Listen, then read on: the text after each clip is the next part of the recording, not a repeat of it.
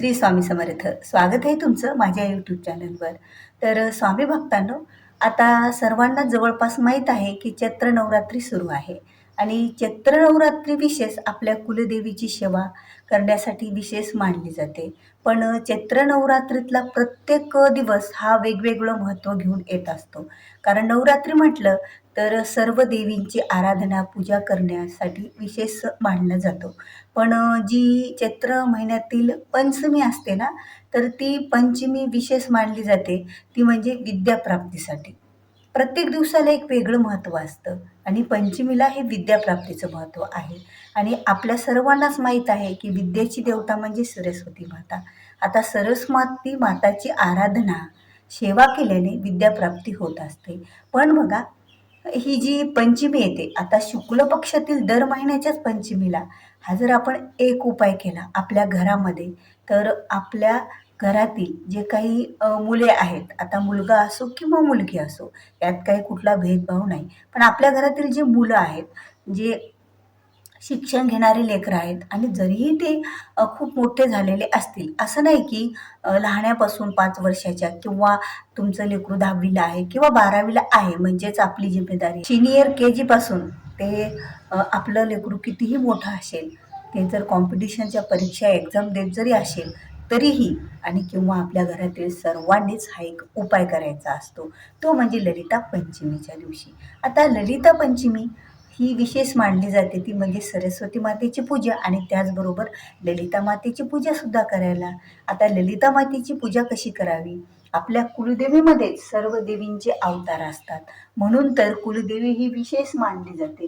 कुलदेवीचा घरामध्ये फोटो असला म्हणजे सर्व देवी देवतांचा फोटो आपल्या घरामध्ये असतो. सर्व देवी देवताच आपल्या घरामध्ये विराजमान असतात, म्हणजे कुलदेवीच्या स्वरूपात सर्व देवांचे अवतार त्यामध्ये सामावलेले असतात. असं आपण दुर्गा सप्तशतीमध्ये सुद्धा ऐकलेलंच आहे की एकच देवी सर्व देवींचे अवतार घेत असते आणि त्यांनाच आपल्याला ललिता माता समजून म्हणजे त्यांची पूजा आराधना आणि सेवा करायची. आणि त्याचबरोबर घरातील जर आईने आपल्या मुलांसाठी किंवा घरातील विद्यार्थ्यांनी सुद्धा जर या दिवशी ललिता सहस्त्रनाम ही जी स्तोत्र आहे ते स्तोत्र जर वाचन केलं ना या दिवशी, तर याचं फळ एवढं मोठं मिळत असतं ना, की या ललिता सहस्त्रनामामध्ये अनेक गोष्टी लपलेल्या आहेत. ललिता सहस्त्रनामामुळे अनेक आपल्याला गोष्टी मिळणाऱ्या आहेत. ज्यांना हृदयाचे विकार आहेत त्यांनी जर हृदयावर हात ठेवून हे ललिता सहस्त्रनाम वाचलं तर एवढे हृदयाचे मोठमोठे विकार असतात ते सुद्धा दूर होत असतात. जर त्या ललिता स्तोत्रात असं दिलं की जी महिला किंवा ज्यांना मूलबाळ नाही आहे, तर त्यांनी जर 41-40 दिवस हे ललिता सहस्त्रनामाचं मंत्र भारलेलं लोणी जर त्या महिलेला खायला दिलं, तर त्या महिलेला निश्चितच 1 वर्षाच्या आतसुद्धा मूलबाळ होऊ शकतो.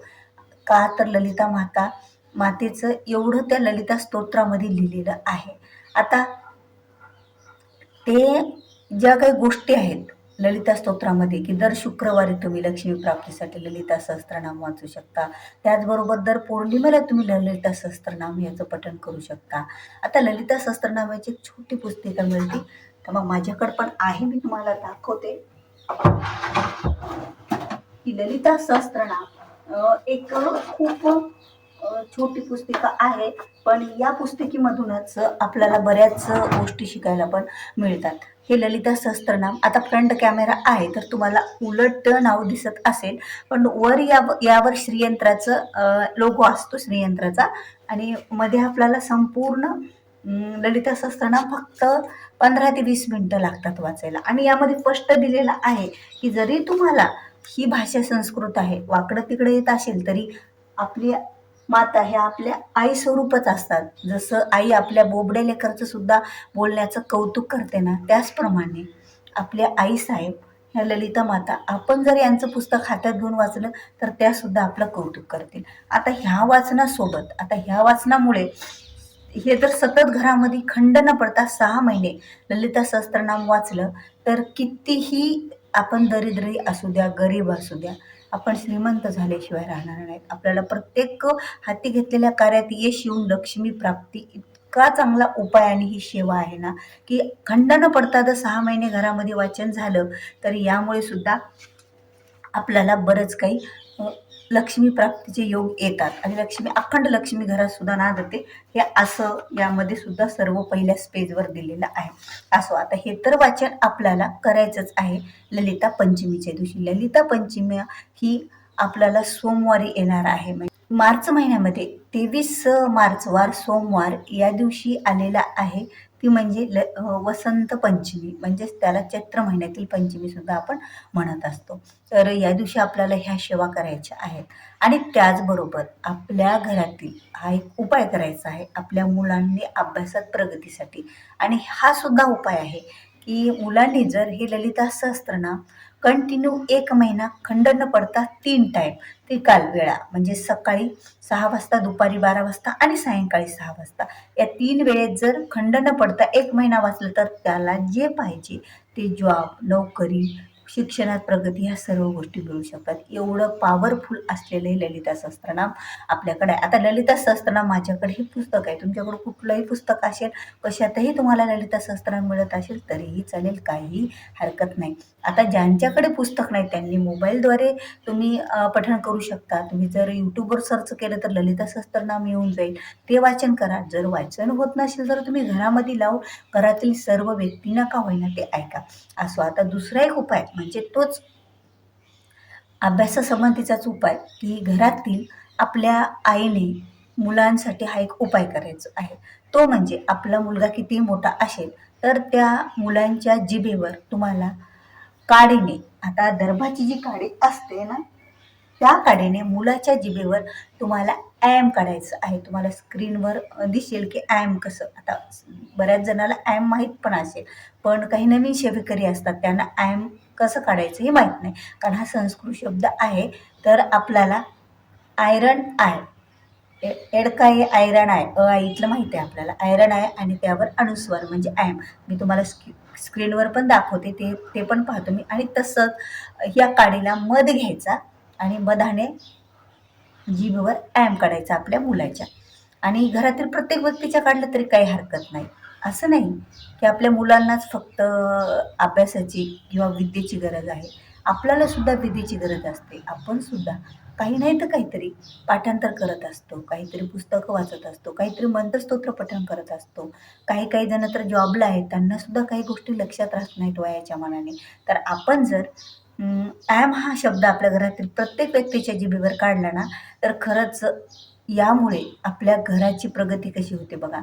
एकतर ललिता सहस्त्रनामाने लक्ष्मी प्राप्ती होते आणि सरस्वती मातेच्या कृपेने आपल्या घरामध्ये विद्या प्राप्ती होते.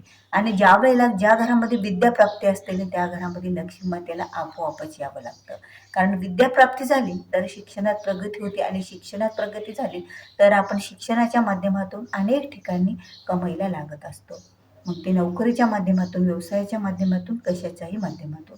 तर दर महिन्याच्याच येणाऱ्या शुक्ल पक्षातल्या पंचमीला जर आपल्या घरातील प्रत्येक व्यक्तीने ह्या गोष्टी, आता शुक्ल पक्ष म्हणजे बऱ्याच जणाला माहीत नाही, मी अगोदर तुम्हाला सांगेल.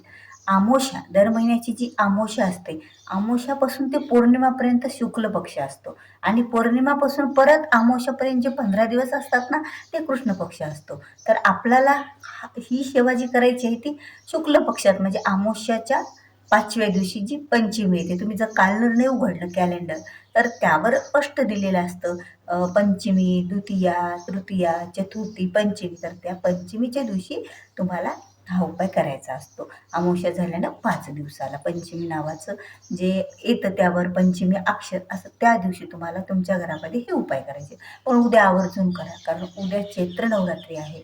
म्हणजे चैत्र नवरात्री ही तुम्हाला सांगितलं ना की मी सोमवारी आलेली आहे, वार सोमवार 23 मार्चला. तर या दिवशी तुम्हाला तुमच्या घरातील मुलांना खरंच यामुळे एवढी अभ्यासात प्रगती होते ना, जर तोत्रे लेकरं असतील त्यांच्या लक्षात राहत नसेल ना तरीही राहतं. एवढं मोठं यामध्ये, या मंत्रामध्ये, कारण ती सरस्वती मातेचा बीज मंत्र आहे आणि बीजापासून वृक्ष निर्माण होत असतो हे आपल्याला माहीत आहे. म्हणून तर बीज जर आपल्या मुलांच्या, बीज मंत्र जर आपल्या मुलांच्या जिभेवर आपण काढला, स्वतःच्या जिभेवर काढला तर आपल्या मुलांचं कल्याण झाल्याशिवाय राहणार नाही. त्यांची शिक्षणाची प्रगती होईलच. हा एक छोटासा अगदी उपाय आहे, पण या उपायामुळे आपल्या घरातील मुलांची शिक्षणात नक्कीच प्रगती होत असते आणि आपल्या घराची पण प्रगती होत असते. म्हणून तर हे उपाय करायला तुम्ही विसरू नका. ते म्हणजे ललिता पंचमीच्या दिवशी. कधी-कधी ही संधी येते, कारण वर्षामध्ये 4च नवरात्री आहेत आणि 4 नवरात्रीमध्ये येणारी पंचमीसुद्धा प्रत्येक महिन्याला येणाऱ्या पंचमीपेक्षा खूप महत्त्वाच्या आणि विशेष मानल्या जातात. कारण त्यावेळेला अ, जे जागृत देवीचं स्वरूप असतात, जागृत देवी ही त्यावेळेला म्हणजे नवरात्रीमध्ये जास्त जागृत ह्या नवरात्रीमध्ये देवी राहतात. त्यामुळे तर आपण केलेली सेवा, उपासना, उपाय याचं फळ हे आपल्याला लवकर मिळत असतं आणि खूप जास्त पटीने मिळत असतं. म्हणून तर आपल्याला असा उपाय करायचा आहे. तर चला, उद्याच्या तयारीसाठी आपल्याला मध आणि दर्भाची काडी. आता हाही प्रश्न पडत असेल की दर्भाची काडी आमच्याकडे नाही, तर तुम्ही तुळशीची काडी पण घेऊ शकता. तुळशीची काडी पण तुळशीला नमस्कार करा आणि नारायण नारायण म्हणत तुळशीची काडी घ्या. एक छोटीशी तुळशीची काडी घ्या. आता उन्हाळ्यामुळे तर वाळलेली तर असेल किंवा ओली असली तर हळू न, कारण तुळस माता म्हणजे सजीव एक आहेत आणि तेच पूजनीय आहेत. तर वाळलेली काडी जर मिळत असेल, खाली पडली तर घ्या, नसेल तर वाळलेली काडी तोडून घ्या. आता ह्या दोन्हीपैकी जमत नसेल तर आपल्या सोन्याची काडीसुद्धा चालेल जिभेवर ॲम लिहिण्यासाठी. या तिन्हीपैकी एका काडीने आपल्या मुलांच्या जिभेवर ॲम लिहा, म्हणजे त्यांची सतत प्रगती होत राहील. मुले कितीही हट्टी असू द्या, आळशी असू द्या, अभ्यासाचा कंटाळा करू द्या, ते अभ्यासाला लागतील, त्यांना अभ्यासाचा कंटाळा येणार नाहीत आणि चांगल्या गोष्टी ह्या लवकर कळतील.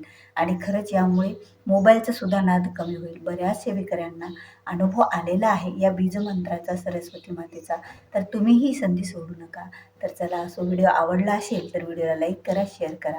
तुम्ही जर माझ्या चॅनलवर नवीन आहात, मालनीश लाईफस्टाईल या चॅनलवर, तर तुम्ही त्या चॅनलला सबस्क्राईब केलेलं नसेल तरच सबस्क्राईब करा. कारण जेव्हा केव्हा मी असे माहितीपूर्ण व्हिडिओ माझ्या चॅनलवर अपलोड करते ना, त्यावेळेला त्याचं नोटिफिकेशन हे तुम्हाला तुमच्या मोबाईलद्वारे अगोदर मिळेल आणि तुम्ही माझा एकही व्हिडिओ हा मिस करणार नाही.